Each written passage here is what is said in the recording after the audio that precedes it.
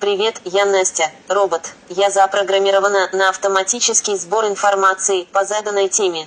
Тема «Чеченцы вон из России». Я сократила доступную информацию по теме из 43 тысяч часов до 12 минут. Немного рекламы. Вы можете меня найти на YouTube. Настя, русский сборщик. Итак, поехали. 62 битвы за Чечню. Петр I в Чечне. 1722 год.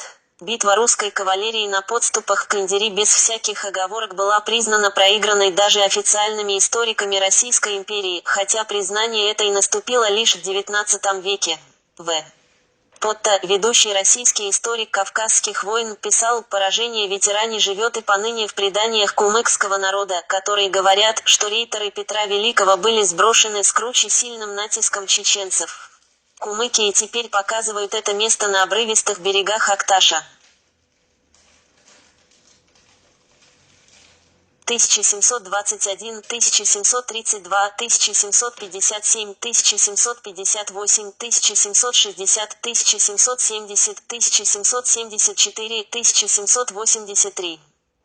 С 1721 по 1783 год походы русских войск в Чечню становятся систематическими. В походах, помимо регулярных войск, участвуют казаки, а также дружины, сформированные из покорных народов: астериск калмыков, кабардинцев, нагайцев. Астериск. Жестокость войск порождала у местного населения ответную ненависть и желание мести, так что через какое-то время ситуация повторялась. 1817. Осенью 1817 года кавказские войска были усилены прибывшим из Франции оккупационным корпусом графа Воронцова. С прибытием этих сил у Ермолова оказалось в общей сложности около 4 дивизий, и он мог перейти к решительным действиям. На Кавказской линии положение дел было следующим: правому флангу линии угрожали закубанские черкесы, центру – кабардинцы, а против левого фланга за рекой Сунжей жили чеченцы, пользовавшиеся высокой репутацией и авторитетом среди горских племен.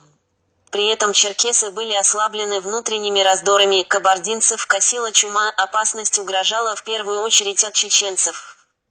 1818. Не случайно начало длительной, непрерывной, затяжной войны можно отнести к появлению на Кавказе А.П. Ермолова, который придерживался твердого убеждения, что весь Кавказ должен стать частью Российской империи, невзирая на предыдущие мирные соглашения и возмущение горцев, в общем-то, справедливо указывавших на вероломное нарушение соглашений России с народами Кавказа, приказал войскам 12 мая 1818 года перейти Терек. 1859. Новый главнокомандующий генерал Николай Муравьев 1854-1856 и генерал Александр Борятинский 1856-1860 продолжали сжимать кольцо блокады вокруг Чечни. Чеченские селения сожжены дотла. В апреле 1859 года имам Шамиль покидает свой последний оплот в Чечне Ведено и уходит в Дагестан.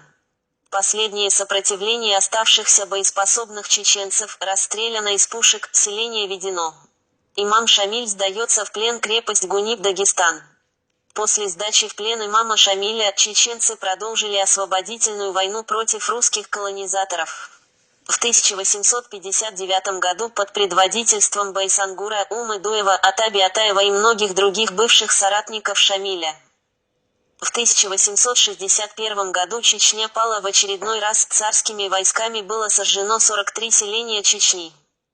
В 1877 год вся Чечня снова восстала против русских колонизаторов, новое восстание возглавил Алибек Хаджи из Зандака, но русские снова подавили восстание, все села Горной Чечни были уничтожены, Алибек Хаджи казнен. В 1905 году Чечня восстала против царизма, восстание было подавлено в 1906 году, селения сожжены, некоторые чеченцы ушли за границу, другие ушли в партизаны, абреки и продолжали борьбу против оккупации русских. С. Балмасов. Как покоряли Чечню белые.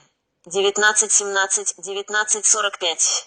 Вторжение наших войск в саму Чечню, оставляя целыми взятые селения, было бы равносильно удару бича в пространство. Мудрость генерала Драценко и эффективная тактика привела в крах сопротивления Чечни. Карательная экспедиция Драценко ставила целью показать чеченцам нашу силу и разрушением аулов доказать им, что с ними не шутят, а говорят языком железной действительности. Объектом первой атаки стал Алхан-Юрт. В ночь на 23 марта 1919 года. Долганов массировал артиллерийский огонь последовательно то на одном, то на другом участках наступления батальонов. Особенно хорошо действовала гаубичная батарея, каждый из снарядов которой разносил вдребезги целые окопы врага. Таким образом, казаки успешно овладели первой линией обороны противника и продолжали наступление на село, уже не встречая сопротивления. Чеченцы гибли на своих позициях. Конные подразделения в это время надежно блокировали село, чтобы не допустить подхода к нему подкреплений и предотвратить бегство из него. При осмотре убитых выяснилось, что вооружены они были не только винтовками, но и кремневыми ружьями, на всех телах были шашки и кинжалы. Горцы, видимо, надеялись на рукопашный бой. Казаки первыми ворвались в село и подожгли все, что могло гореть. По всем признакам, жители не успели оставить село, по нему бродил скат, из труб шел дым. Кроме того, удержанию в повиновении захваченное селение способствовало и то, что Драценко брал в каждом чеченском населенном пункте заложников. В феврале 1919 год. В Грозный вошли войска Кавказской добровольческой армии генерала Врангеля, к которым примкнул эшелон британских войск из Порт-Петровска. В сентябре 1919 год. Грозные атаковали отряды чеченских повстанцев под командованием Асланбека Шерипова. В бою у села Алда. Шерипов был убит, но в октябре 1919 год. Повстанческая армия свободы все же освободила Грозный от русских белогвардейцев. Красный террор в Чечне. 1920 год. Большевики закрывают мечети, расстреливают духовенство. Зима 1920 года. Новое восстание в Чечне, длившееся до 1925 года, возглавляет Али Митаев. Антирусское движение в Чечне в 1920-1930 годы. Итоги карательной операции выглядели следующим образом. Воздушная бомбардировка пришлась на 28 сел, ружейно-пулеметному и артобстрелу подвергся 101 населенный пункт в Чечне, многие из них сожжены, чеченцы семьями уходят в горы, идет партизанская война. В сентябре 1929 года равнинные чеченцы примыкают к восставшим партизанам и вспыхивает новое антирусское восстание. 10 декабря 1929 года оккупационные силы русских приступил к ликвидации восстания. Чеченцы ведут ожесточенные бои в районе крупных населенных пунктов Гойты, Шали, Бены, Цантры, Самби. После артобстрела и бомбардировки им удалось овладеть этими населенными пунктами, но большинство чеченцев ушли в горы. В начале 1932 года в Чечне снова вспыхнуло масштабное восстание, в котором также приняли участие абреки и значительная часть русского населения надтеречных казачьих станиц. Грубая политика советского правительства по коллективизации сельского хозяйства Чечни, что в силу местных условий крайне затруднительно, если вообще возможно, привела к крайнему озлоблению населения. Чеченцы, разделившись по от 500 до 800 человек, атаковали и осадили большинство военных гарнизонов на территории Чечни. Бои отличались небывалой ожесточенностью, участием в атаках женщин и юношей.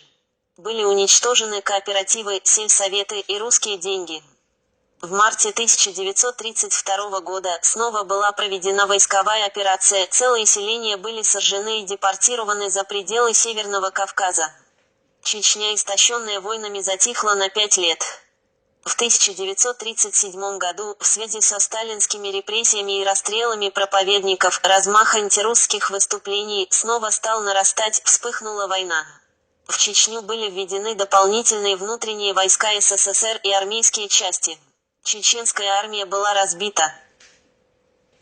Арестовано и расстреляно 2746 активистов, пропали без вести 230 человек, 2347 депортировано в Сибирь, многие ушли в горы.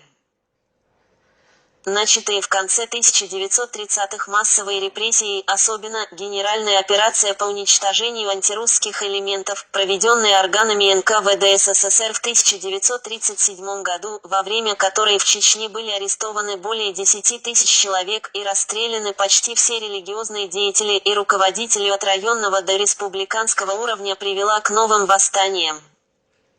Воинские части РКК СССР и внутренних войск с 1920-1939 ГГ потеряли убитыми в боях с повстанцами 13 564 русских солдат и офицеров.